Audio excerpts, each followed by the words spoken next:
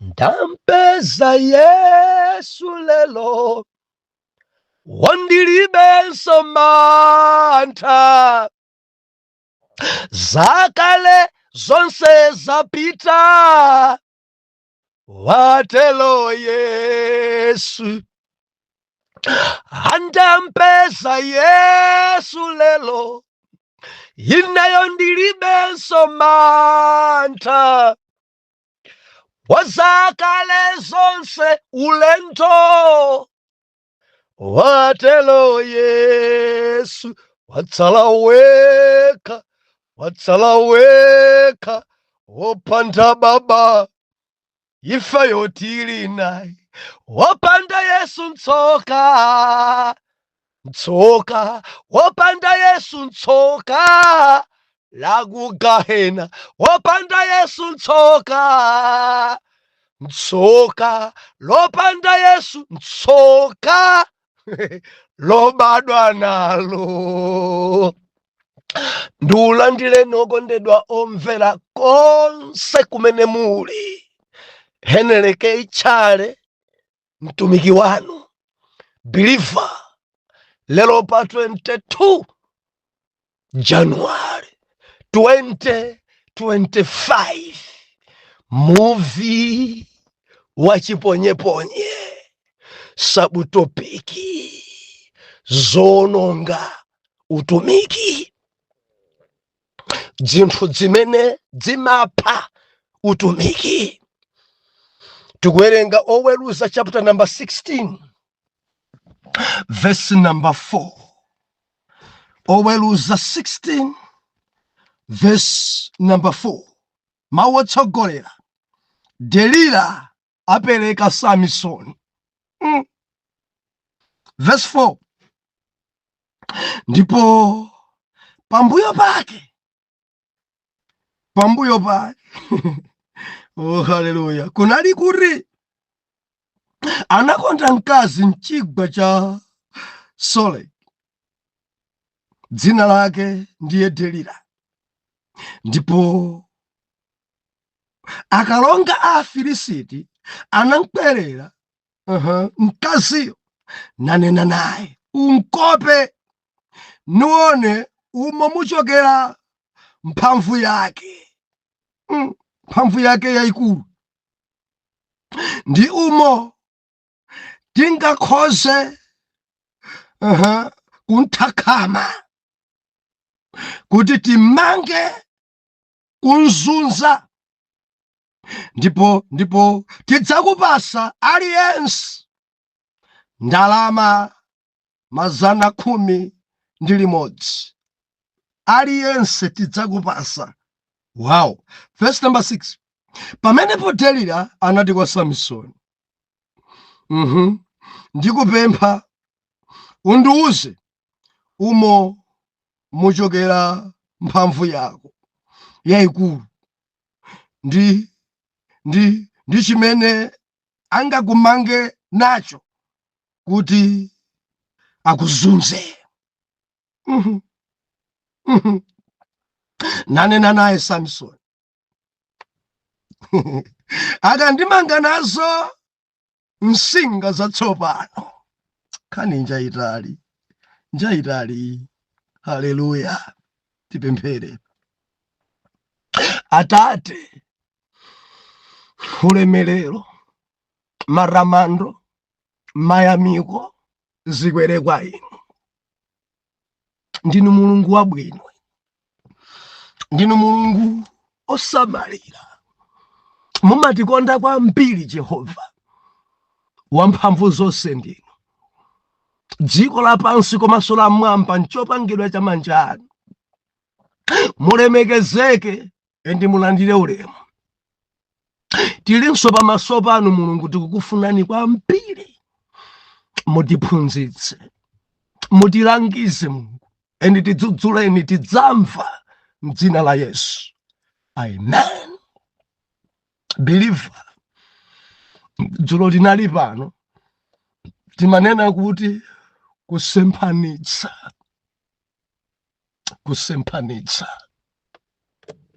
Ndati manena zinthu zimene zidzaononga kudziko kuno anthu ambiri asemphanitsa. Samsoni apongo zake adansinthira mkazi, adansemphanitsira, ende kuchita kumuwuza kuti urenge ng'ono wake chifukwa iye ingokongola kuposa mkulu wake, ndipo mkulu wakeyo tampereka kwa wina, chichewa china tamukwatiritsa wina, iwe urenge ng'ono wake chifukwa ngwabwino kwambiri. Ne Samsoni anena kuti pamene ninkakwatira mkulu wake ng'ono wake adali pano. Wayi mwachitiranji zimenezi? Ne Samsoni akuti kodi sindipalamula kudziko kuno? Kodi sindichita chachikulu kudziko kuno? Chimene Samsoni adachita akuti mkolo wa Mchileka agwira nkhandwe 300 ndikuamanga miuni michira, ndikuyatsa moto, ndikualekerera nkupita minda ya tirigu. Ndemudali tirigu ocheka wina osacheka, endi moto udayaka mafamu onse adapyerera tirigu yese kupyerera. Afilisiti adafunsana ndani apanga zimenezi. Ena adayankha kuti ndi Samsoni, mkamwini wa munthuyo Mtimina. Ndi Afilisiti adabwera ndikugwira mkazi wa Samsoni, komanso apongozi a Samsoni ndikuayatsa moto. Ndi pamene Samsoni adali no apa ndiye mwandipalamula kwambiri. Adawarani kudali kupha, kudali kuononga. Amuna aja mpakana kuona dziko ikusakala, dziko ikusauka. Haleluya. Zonsezi zidachitika chifukwa cha kusemphanitsa. Dzulo timanenetsa osamasemphanitsa dala, osamasemphanitsa dzimagwebana dzinthuzi, osasemphanitsa. Taina ni manena pano tikangosemphanitsa waya waku positive kumwika ku negative dzimapya. Tikangosemphanitsa zikakhala zoyimbadzi sidzimayimba. Tikangosemphanitsa timasokoneza mawaya kuti kudzimabanja dzambiri zidasemphanitsidwa, zotsatira zake zikumakhulana. Ali pabanja inde koma kumangolumana, ali pabanja inde koma mikangano yosatha. Nkhani sina kusemphanitsa.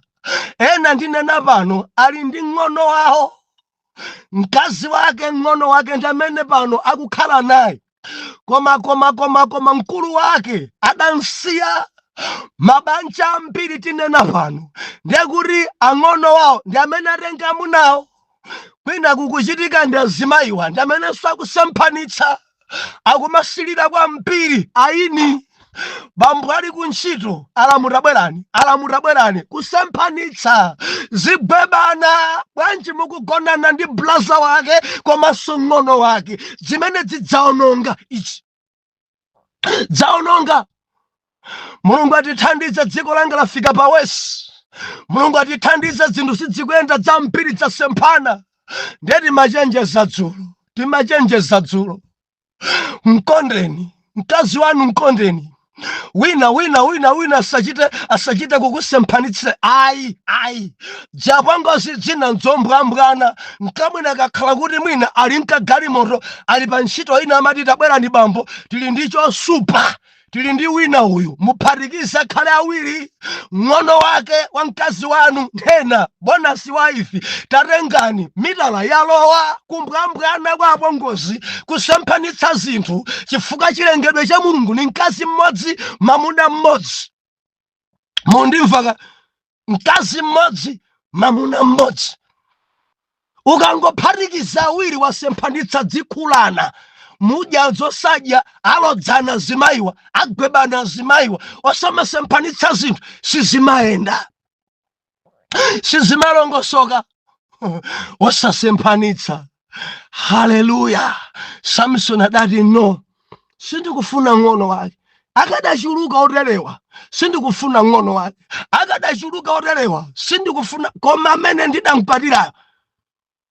Taona chifukwa cha kusemphanitsa tirigu yense adapya, miyoyo yambiri idaluzika, mpaka na Samsoni kakhala kuphanga.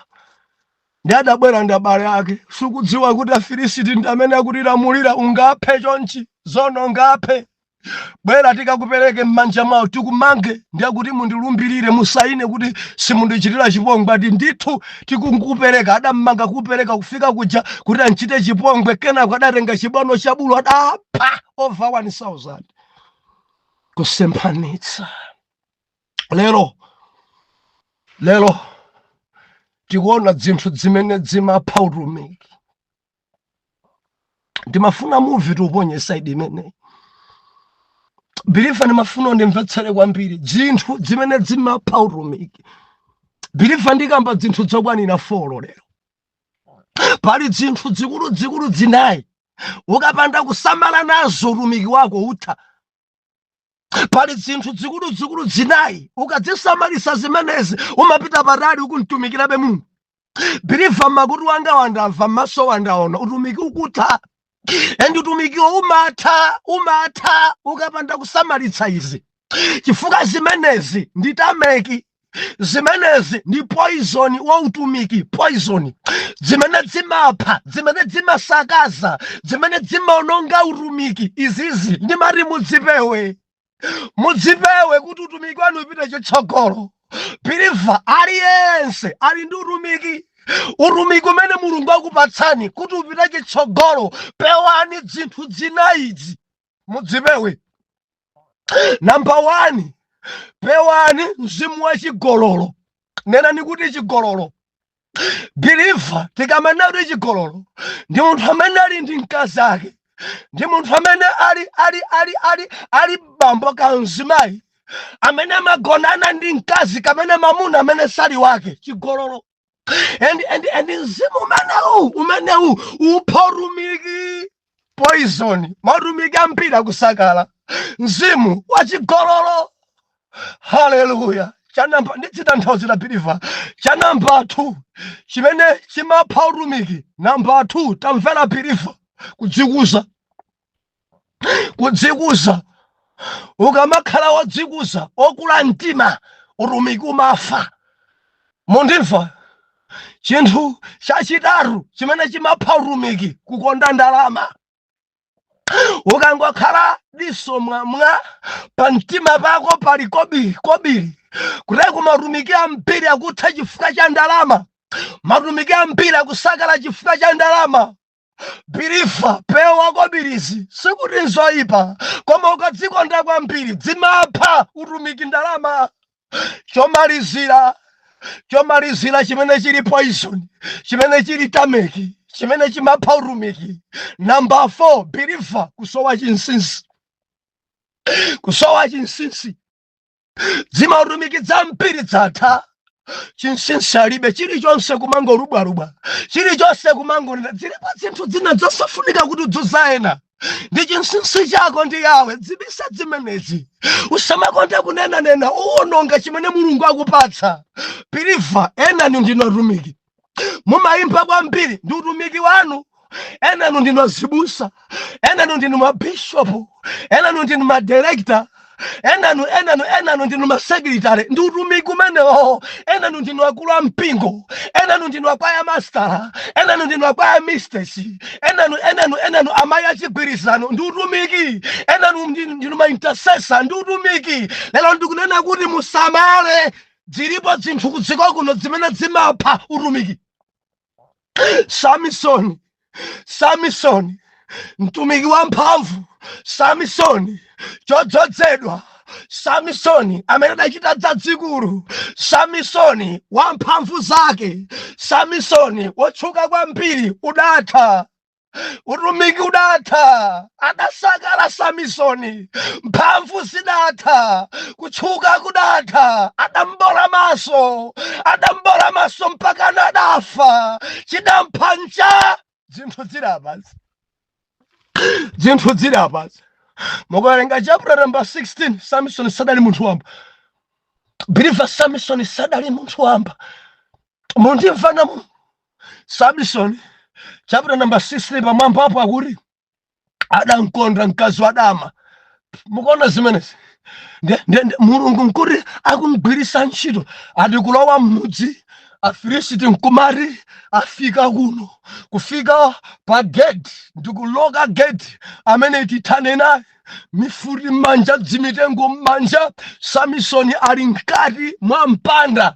Anthu atseka kuti tithane ndi Samsoni amene tionana naye. Ndiyakuti Samsoni potuluka kudzagwira gedi kuiona kuti anthu aja atseka, mudzayima adachita ati mphamvu za Mulungu zidandzodza Samsoni, adangoigwira gedi ja kugwira kungosukusa kugwedeza kawiri gwede kuti pa chachoka. Ndikuchinyamula chigedi chija ndikumapita nacho kumene kuli anthu aja kuthawa anthu balala. Samsoni mpaka na kuchinyamula chigedi kachitaya uko. Padalibe chingwe chimene akanatha kummanga nacho Samsoni. Padalibe waya amene akanatha kummanga nawo Samsoni. Padalibe nzeru ya padziko pano ati kummangirira kaya kumiyala kaya kummangirira kumitengo kaya kuti tithane naye Samsoni palero. Adali mtumiki wodzodza.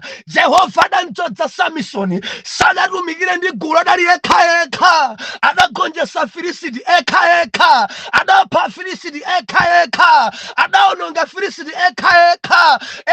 Adali ndi kudzodza. Adainyamula gedi. Anthu balala. Da bwana munthu amene mphamvu zace zibwanji angachite kusenza chigedi cholemera chonchi. Adadabwisa kwa Afilisti. Adadabwanayo mphamvu zopasidwa ndi Mulungu, kudzodza kopasidwa ndi Mulungu. Biliva ramvera kudatha kudzodzaku. Chidachitika nchani? Adapezana ndi mzimayi dzina lake Delila. Basi dzaukwati Mfilistinso. I love you. Nimakukondani, darling. Zimapha idzi, zimapha.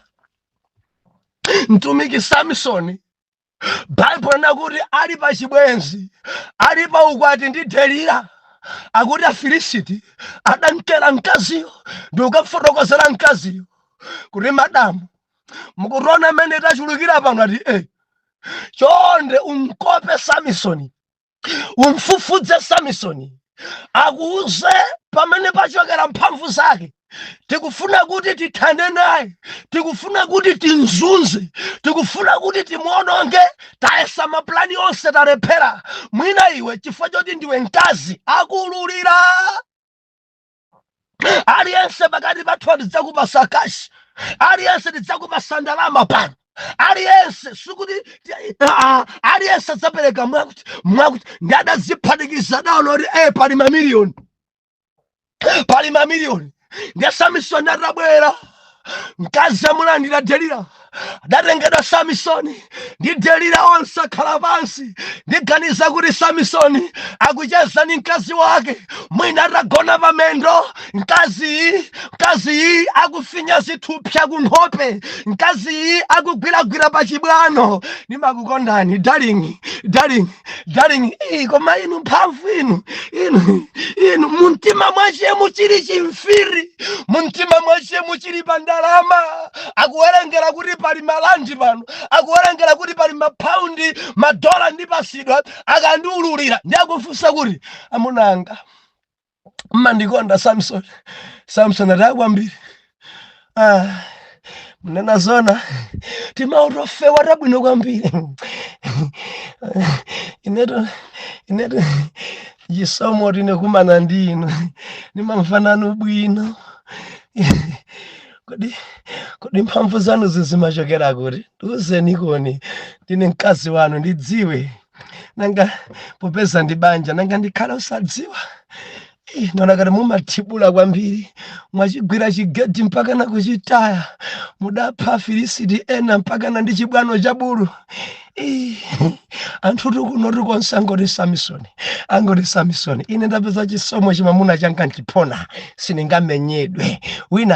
Wina sangayerekeze kunimenya. Ine ndidzakuuzani kuti wina ndimenya kapena wina ndifunsira. Inu mudzangobwera ndikunthibula basi. Ziona kuti palibe amene angakumenyeni, palibe. Fadza serikali dzakuno dziso dzagoma. Darling, ndiuzeni mphamvu zanu zimachokera pati, ndiuzeni. Ndi Samsoni adampusisa kangapo.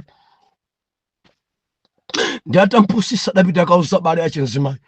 ati anduza ati mumange ndi zingwe zatsopano mumange kubwera kudzamanga Samsoni azidula zonse japhanga titonje kene kadabweranso mandipusisa simunganduze zonadi darling kumuzaso mpusisa kumanga Samsoni kudula darling zona simungandu ati adafika pena pofotokoza mokhudza pamendo Samsoni ali pamendo ndi Delila.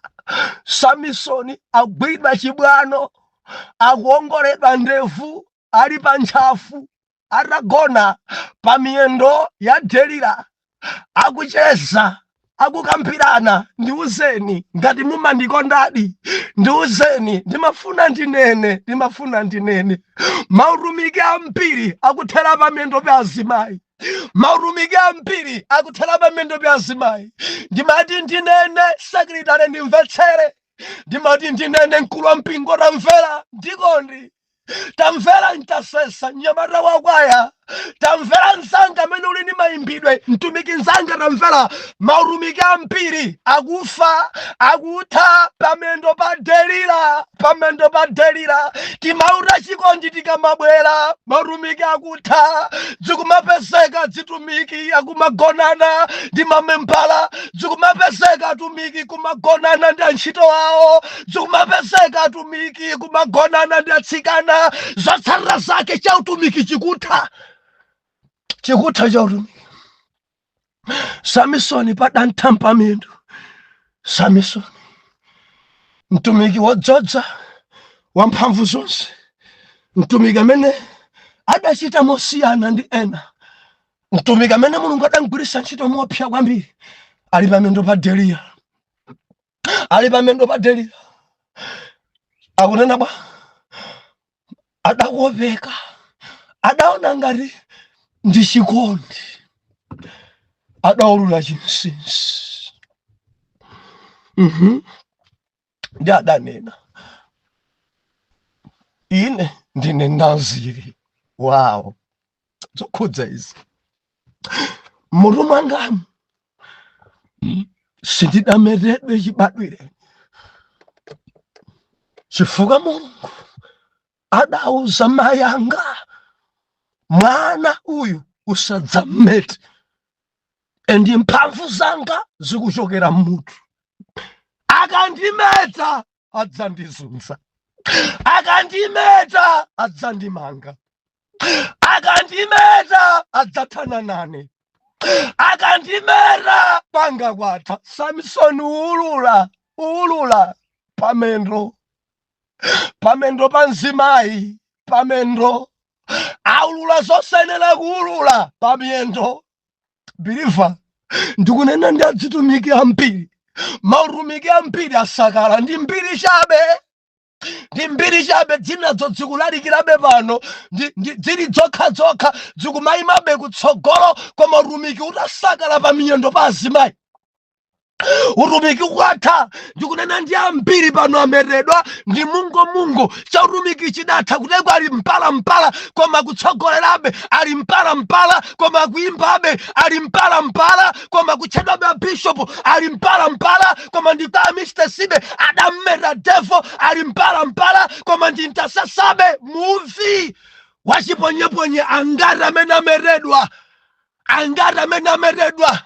chidatha cha utumiki, angati amene ameredwa chidatha cha usekretari adagonana ndi ena, angati amene ameredwa chidatha cha utikondi, chidatha cha mayi wa mfano changokhala chimayi ya mfano koma cha mungo cha mpala chopanda kudzodza chopanda mphamvu, chimayi mfano inde koma cha mpala adachimeta. Samalani ndi Delila, musamale kuli Delila, amameta Delila, amapha utumiki Delila, amaononga kudzodza Delila, akopedwa ndi ndalama Delila. Musamale pamiyendo pa azimayi, musamale pamiyendo pa azibambo. Mphamvu zikutha, mphamvu zikuchoka, akumeredwa.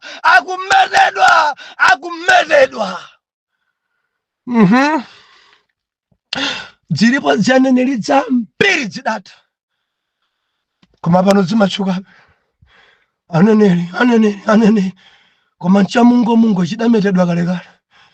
Ndimafuna ndikuchenjeze, samalira mutu wako, samalira mutu wako, usampase mpata Delila mutu wako, samalira mutu wako. Ndikuti usamale kwambiri Delila sakukondwera. Delila ndalama lonjezedwa zambiri. Samalira mutu wako. Pamatesa utumiki pamiyendo, kudzodza kumata, bishop wamata, mathamangisidwa choka hule choka adangwira Samson zunzidwa ndi ana choka champhamvu choka kumenyedwa ndi ana chibishopo chineneri choka chidali chisekitale ichi choka chidali chimayi wa chigwiza ate chidali chintasesa chimene choka adachimetameta chitakhala mpala. Mulungu akuthandizeni, sunga chinsinsi pamene pali mphamvu zako. Sunga chinsinsi, usamalubwelubwe. Sunga chinsinsi, Delila akumeta. Sunga chinsinsi, usavule thalauzala. Sunga chinsinsi, usavule siketi. Sunga chinsinsi, asagwire mutu wako. Sunga chinsinsi, ukakhala wonena mphamvu zako zidzatha. Cha number 3 abandana zwi. Cha number 3 chononga rumi dzikusa kukula mtima, osamva kulangizidwa ya osamva kulangizidwa. Samsadalangizidwa koma kusamva, osamva kulangizidwa ya tusweka kudzichepesa. tifanane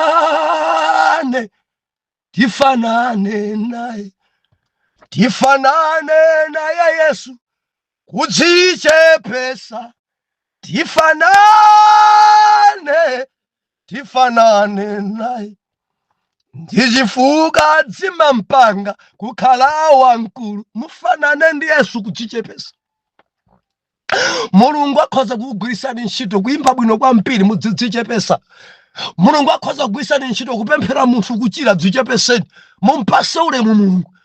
Mwina nkutheka mumalalikira bwino, mwina nkutheka pali mphatso ina yapadera paino anthu amadalitsika nanu. Kamumaimba keyboard, kamumaimba nyimbo bwino, kamumapanga lidi bwino, kamumalemba bwino, kanthu amakuyamikirani machidwe anu. Dzichepeseni chifukwa kuchitayo ndi Mulungu mwainu. Koma mukangofika pa matukutuku kuti ine simasewera, ineyo popanda ine sizingayende, ineyo ndi amene ndikuchita bwino kuposa kuti, ndikukula mtimako. Bible kunena kuti amatsitsa odzikuza endi amakweza odzichepesa. Ukangokula mtima ukakhala wodzikuza, Mulungu amakutsitsa. Dzimapha utumiki. Lekani kukula mtima, lekani kudelera, lekani chipongwe, lekani mwano. Dzichepeseni pamaso pa Mulungu, dzichepeseni paena. Nenani kuti inuyo si kanthu popanda Mulungu. Buku la Filipi chapter number 2 verse number 3 akuti musachite kanthu monga mwachotetana kapena monga maulemero opanda pake, koma atu ndikudzichepesa mtima. Yense ayese nzake omposa iye mwini. Munthu yense sapenyerere zake za iye ekha, koma apenyererenso za nzake. Mukhale nawo mtima mkati mwanu umene udali mwa Khristu Yesu. Iyeyo pokhala ofana ndi Mulungu anadzichepesa. Bwanji mukhala odzikuza marandanda? Tamvera, kudzikuza kuli konse mpa Lucifer. Endi kudzikuza kwanu kumukita kudziwika ndinu mbewu za Lucifer. Mtumiki nzanga, dzichepese kuti Mulungu akukweze. Ndikondi dzichepese kuti Mulungu akukweze. Dzichepese usamakule mtima. Tikudziwa udaphunzira kwambiri, koma usamakhale wa matukutuku. Ayi, inde ukapemphera munthu kumwamba Mulungu amadzilemekeza mkuchira. Usachite kudzichemelera kuti bwerani kwa ine ndimachirisa, bwerani kwa ine ku crossover yanga ine ndimapa. Kudzikuza Mulungu amakuchokera. Umakhala wekha. Ambuye atilankhule. Tindatumikira mpiri wodzimva, wodzikuza. Mulungu amadana naso.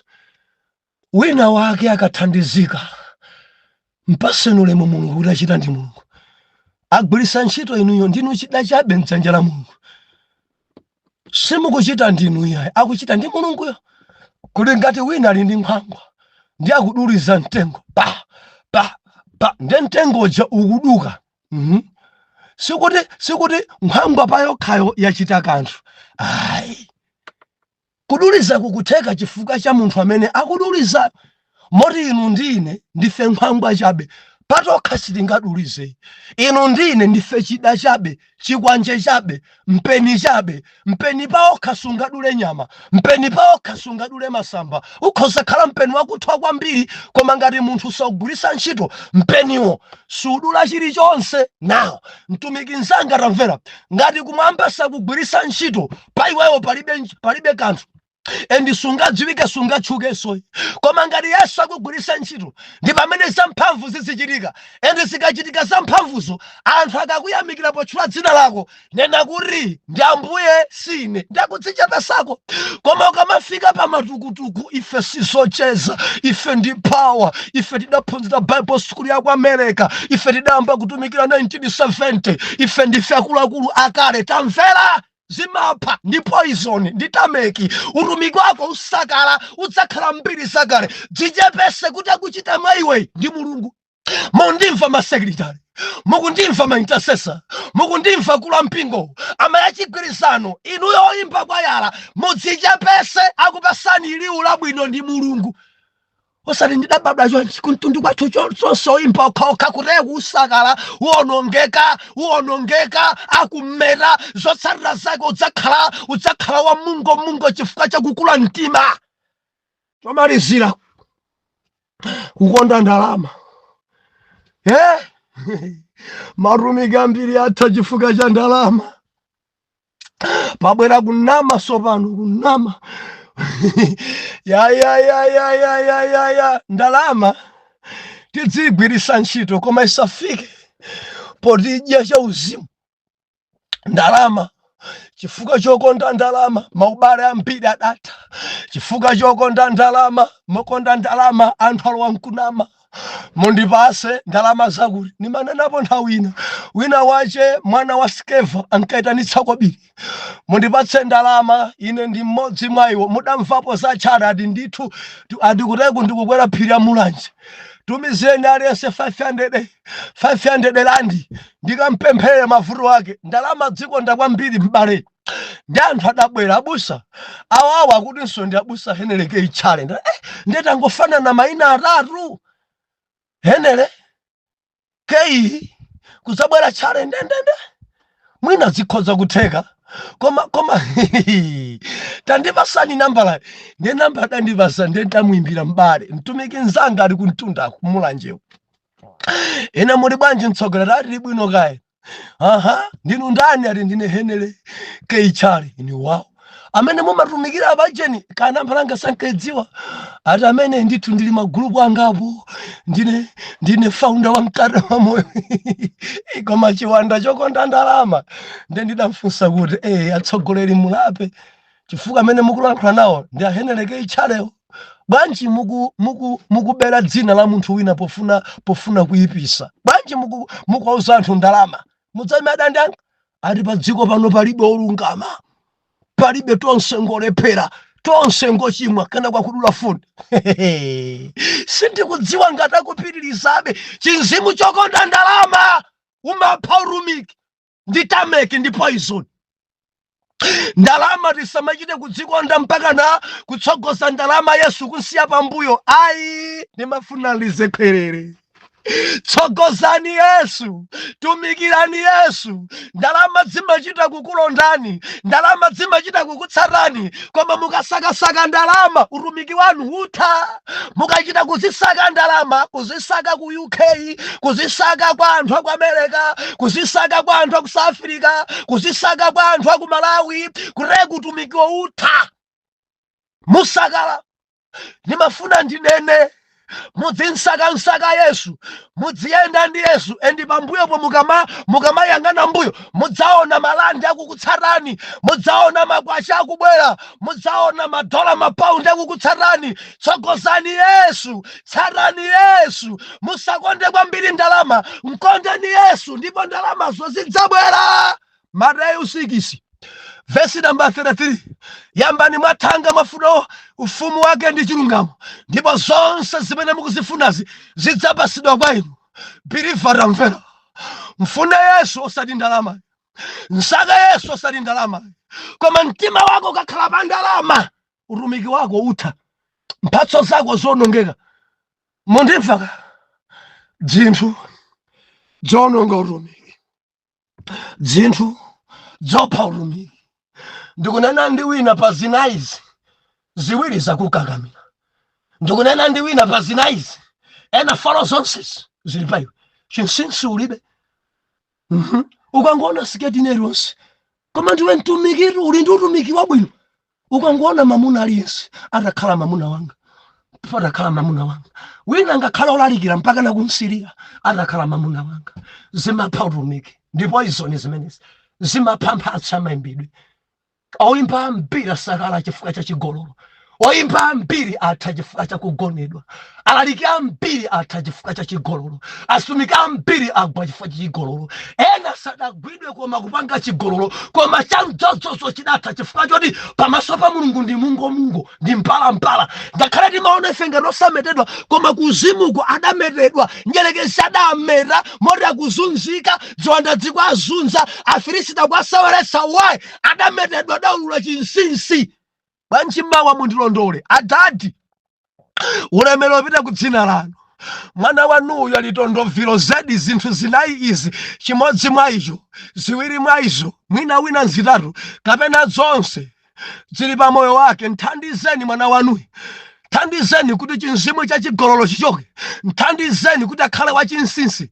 Nthandizeni kuti adzidzichepesa. Nthandizeni kuti asakonde ndalama koma akonde inu. Zichitike idzi kuti utumiki wacho upite chitsogolo, chifukwa tazindikira kuti kuli ufiri opha utumiki ndi zinthu folozi. Tsogolereni Mzimu Woyera mwa Khristu Yesu era mtima tiyankhe kuti amen and amen.